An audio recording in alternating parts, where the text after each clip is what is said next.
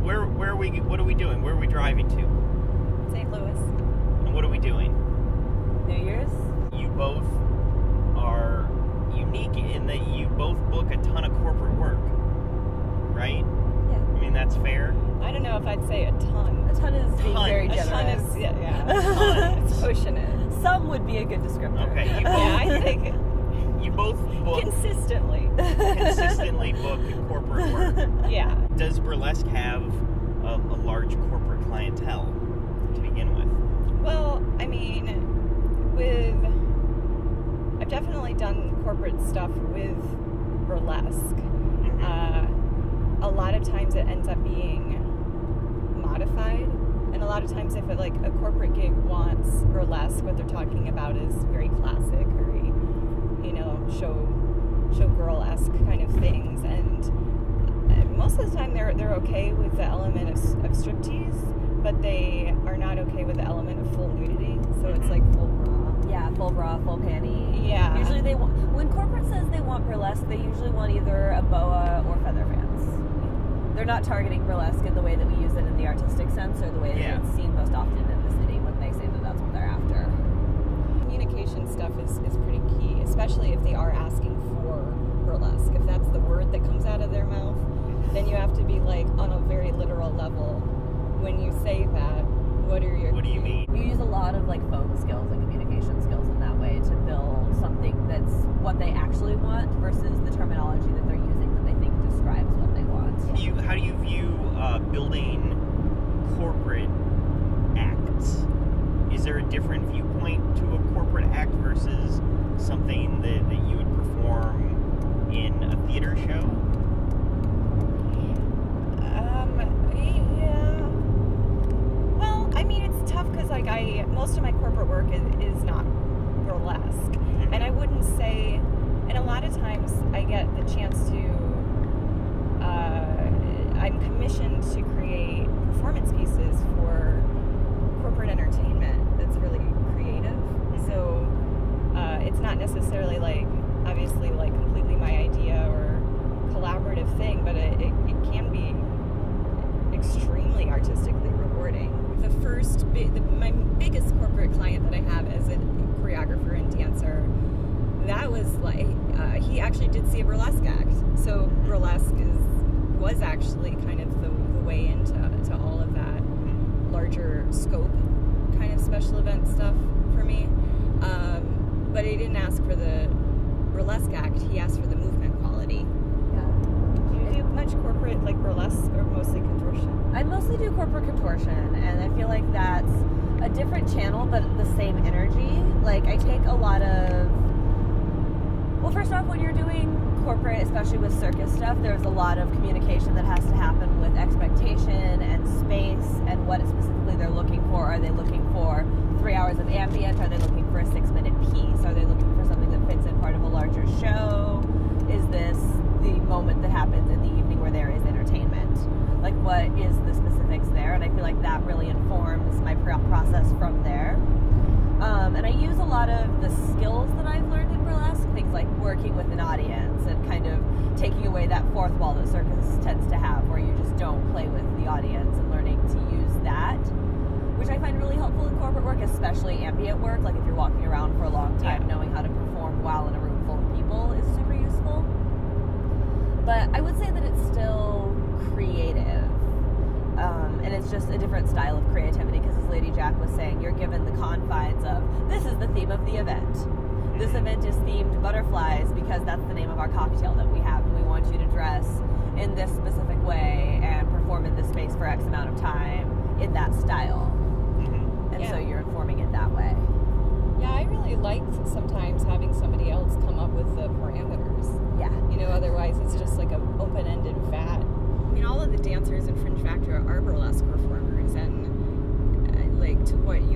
back to what you were speaking about earlier with burlesque helping out with crowd interaction, the work that people, the interactive nature of burlesque contributes to that, and that's part of why I like having burlesque performers as dancers in a company for corporate parties. Do you find people book work that you've already created, or do you often have to adapt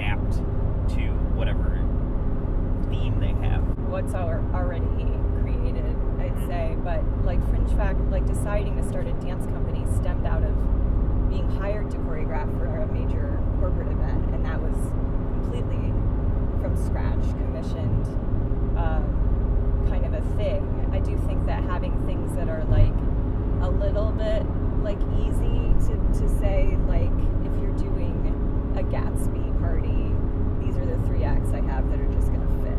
My first response to that was, well, what's their budget? Because the budgetary confines really determine how much creative is going to get pulled into it versus here's my menu, I can modify X, Y, and Z to fit the elements of your party, or I can buy a whole new costume with the right budget. And essentially, like, I'm a performance artist and I have different tools, and I also have a dance group and access to a lot of really unique performers. So like some of the stuff that I've been able to do is like, oh, we're doing a dinosaur themed Christmas party, and I'm like, great. And they're like, we're using this song, and there you go. And then I'm like, well, you know what we need for that is still dancers. Yeah. And they're going to be in, you know, T-Rex costumes. So explaining to a new client that I can come up with that, like entertainment, conceptual design, you know, essentially, but there's also stuff you can just be like, I need 20s, boom, it's done, it's already here, here's the menu. For sure. I think everybody has a better experience when everybody's involved with the actual creative aspect for the most part, unless it is a menu bank done kind of deal. Yeah. What, when somebody is like searching for, say, your skill set, how do they find you? Are they Googling contortionist? Bendy Or- ladies, Chicago. Surprisingly, yes. Yeah, true. I mean, I do have a gig salad. I get hits from that sometimes. I get hits because I do have a website, and I do actually get contact from that sometimes, which is really amusing to me because I didn't think it worked. But it's also a lot of like people who see me. I get hits from people who see me at nightclub gigs. Okay. Who are like, I want to book you for this event, or a lot of referrals. People are like, I saw you at this event. I'd like you for my event. Yeah. So like, I always have my business cards on me.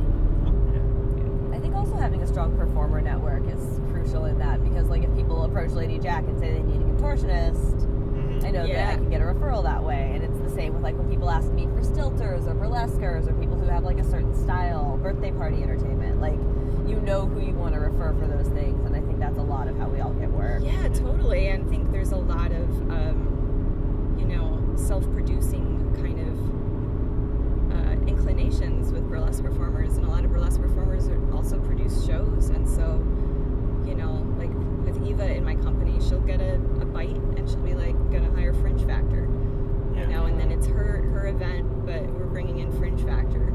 And then, you know, there's other stuff where, you know, I'm booking it and then I bring her in as a belly dancer, you know, and all of that. So it's nice. It's so nice. So nice. What were some of the important things that you learned early on that were like either I need to make sure to clarify this in the future when I'm working with a client? This is, or like, you know, what led to like I really need to get contracts? Well, I'll tell my story that I wanted to tell earlier. I had a client as this big entertainment company. They do mostly band bookings, and they contacted me about doing like several solo burlesque acts throughout the night for a thing. And they said the client wants I can't remember the exact word they use. They want like the act risque. They want the acts to become increasingly risque throughout the night. And I said, I wrote back, I hadn't even met these people yet, and I just wrote back and I was like, well, define that, because that could mean like light in tone to dark in tone, like a shift in nudity, or like they want me like riding around on a go-kart with a dildo by the end of the night.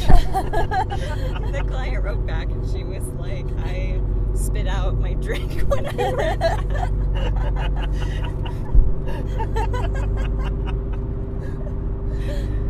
wasn't the last. It was for sure not Yeah. the last option. Yeah.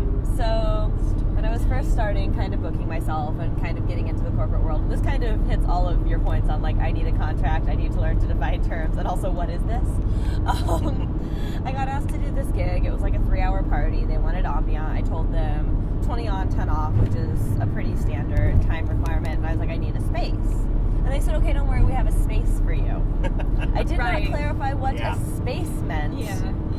A space was the aisleway where people are walking, and they put the contortionist on the floor. Yeah. In this moment, I created a rider that I now have at the end of my contract, and that sounds so bitchy, and I hate saying it, but I do. I have a rider, and it's get me off the floor.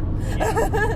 Because it was dangerous. Yeah, It wasn't so much that it was not attractive. It was where they wanted me. That was fine, whatever. But I was at great risk for being kicked by people, and Yeah. that's not an ideal location. I have a line in the contracts now, which like I did like up my ante a bit once I started booking multiple people. You know, it's not my responsibility is not just for myself, but other performers. I have a line about that if the performance space is deemed unsafe, that the performers have the right to refuse to perform until that's rectified. Yeah. Without any hit to the pay. Yeah. Yeah.